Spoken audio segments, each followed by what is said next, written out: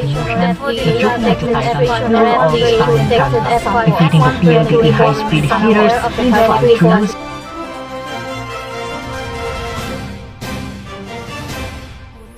One, two, three, mic test. 3, 2, 1, mic test. 1, 2, 3, mic test. DXY's 92.5 Service San Jose and beyond. Your home for news. Voice of truth, Pillar of the nation. Reliable. ready. Trusted. Witness Radio.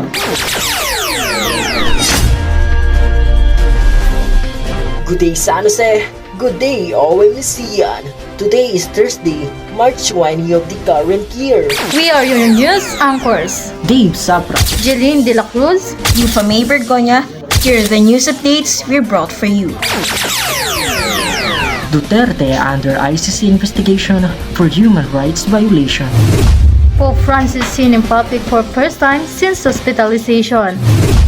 Heat wave alert. Occidental Mindoro swelters under 41 degrees Celsius heat index.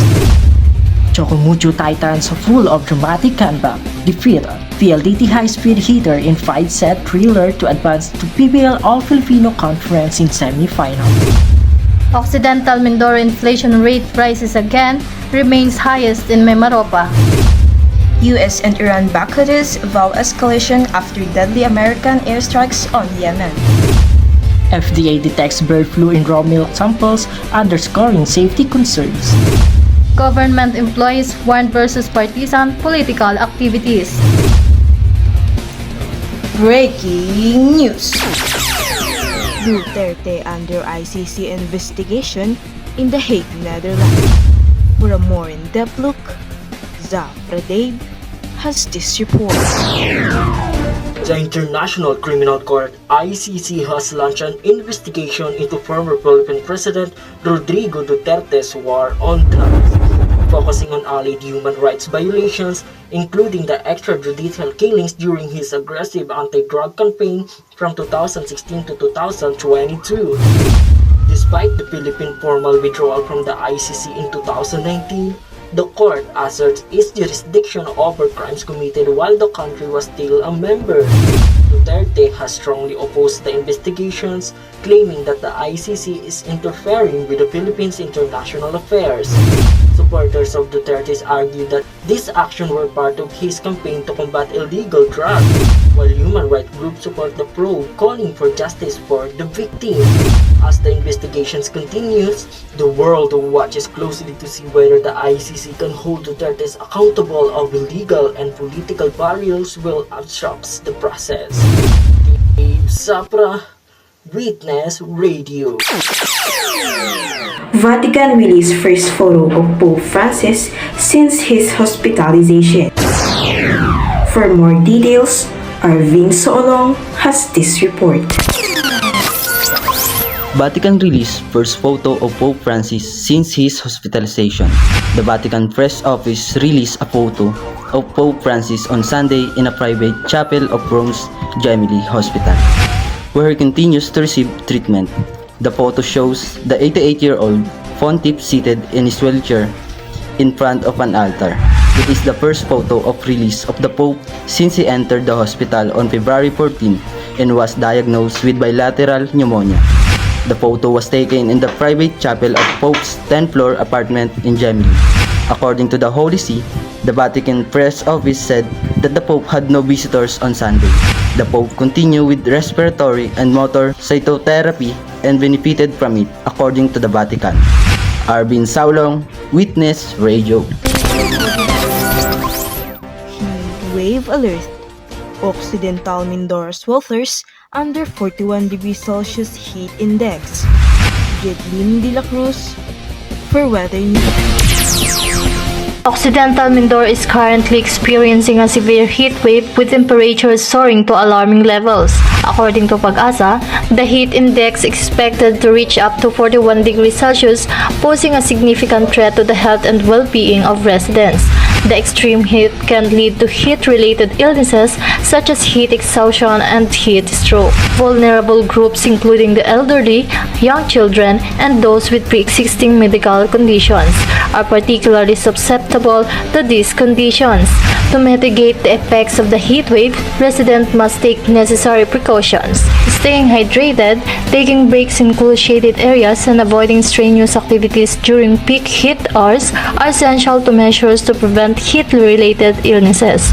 The local government and authorities must also take proactive steps to address the situation. Providing public cooling stations, conducting heat-related illness awareness campaigns, and ensuring access to medical care for those affected are crucial measures to protect the community.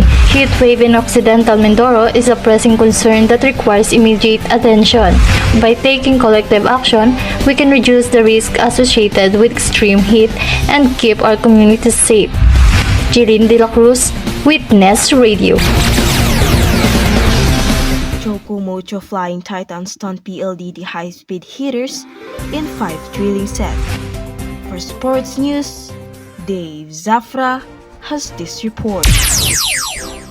In a match filled with action and emotion, the Chocomucho Titans pulled off stunning comeback, defeating the PLDT high-speed hitters in 5 sets: 20-25, 19-25, 25-15, 25-20, and 18-16 in the Premier Volleyball League PBL All-Filipino Conference.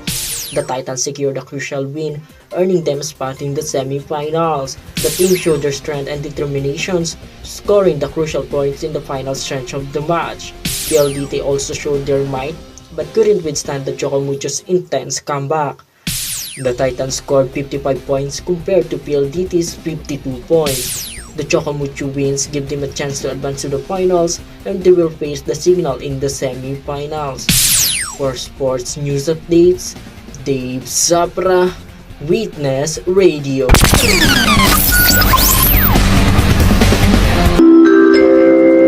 Time check, it's 2 o'clock in the afternoon. Brought to you by Rebisco. Rebisco, ang sarap ng feeling mo.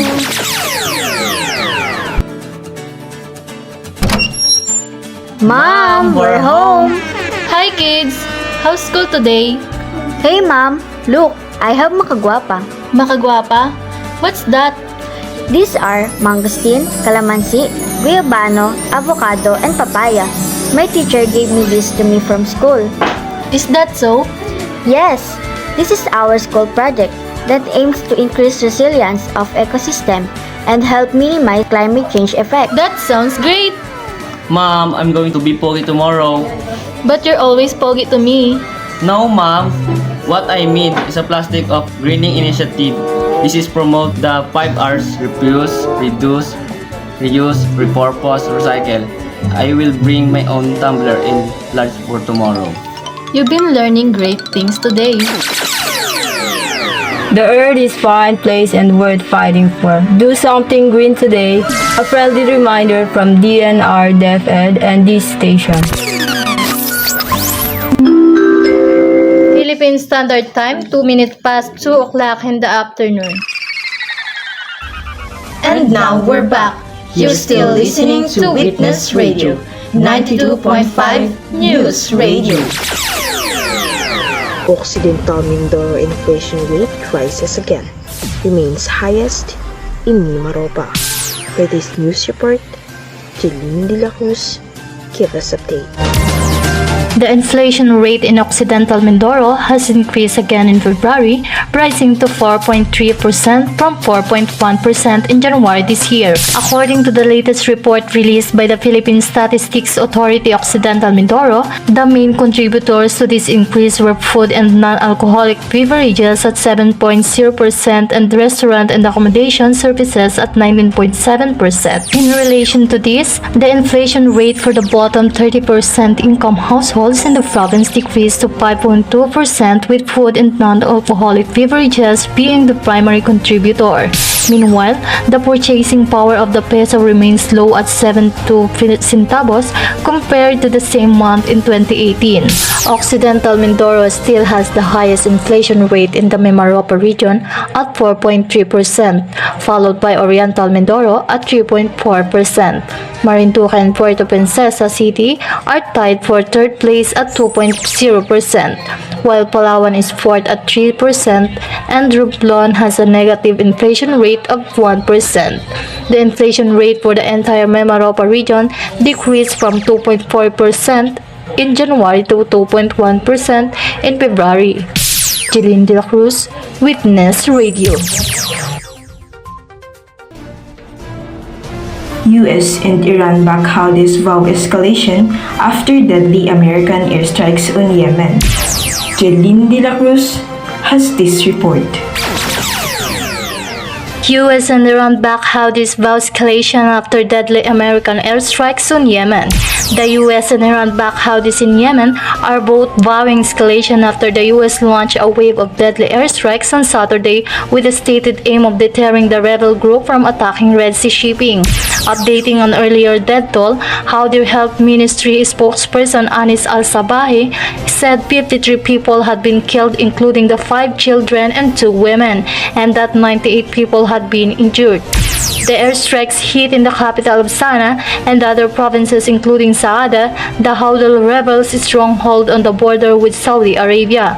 Houthi rebels claimed on Monday to have twice attacked an American aircraft carrier group within 24 hours, calling it retaliation for the deadly U.S. airstrikes. The airstrikes hit in the capital of Sana'a and other provinces including Saada, the Houthi rebels' stronghold on the border with Saudi Arabia. Houthi rebels claimed on Monday to have attacked an American aircraft carrier group within 24 hours, calling it retaliation for the deadly U.S. airstrikes. The Houthis initially said they launched 18 missiles and a drone at the aircraft carrier USS Harry Truman and its accompanying warships, and the Red Sea before hours later claiming to have fired a second round. The Houthi rebels says they will continue to target U.S. ships in the Red Sea as long as the U.S. continued its attack on Yemen. Jeline De La Cruz, Witness Radio. FDA detects bird flu in raw milk samples, underscoring safety concerns. Jeline De La Cruz, give us a take. The Food and Drug Administration or FDA detected F5N1 bird flu in raw milk samples. Many people remain unaware of the health risk associated with consuming raw milk, especially for children. Raw milk can carry harmful bacteria including Salmonella, E. coli, Campylobacter, Cryptosporidium, Listeria, and Brucella. About 56% understand that raw milk is less safe than pasteurized milk. However, a significant portion of the population remain uncertain. Around 25% are unsure about the safety difference, while 12% believe raw milk is just as safe as pasteurized milk. 6% think raw milk is actually safer, according to a survey by the Anbridge Public Policy Center. For Science and Health Report, Jeline De La Cruz, Witness Radio. Government employees warned versus partisan political activities. Dave Zafra has this report. The CSC warned that the government employees are prohibited from engaging in various activities, forming political groups, holding political rallies, making political speeches, soliciting votes, and using government resources. The CSC also reminded government employees to use social media responsibly and avoid posting, sharing, or commenting on political content during office hours. Violators of these rules may face administrative sanctions, including suspension or dismissal from the service. In related news, the Department of Education DepEd has announced plans to reduce the teachers' paper workload by 57%. The move aims to alleviate the burden of teachers and allow them to focus on teaching. Additionally, the Bureau of Immigration BI has called lawmakers existing laws to close the loopholes that allows foreign fugitives to evade deportations. Dave Zapra, Witness Radio. And those are the news reports gathered by this station. This is DXYS 92.5, Voice of Truth, Pillar of the Nation, reliable, ready, trusted, Witness Radio.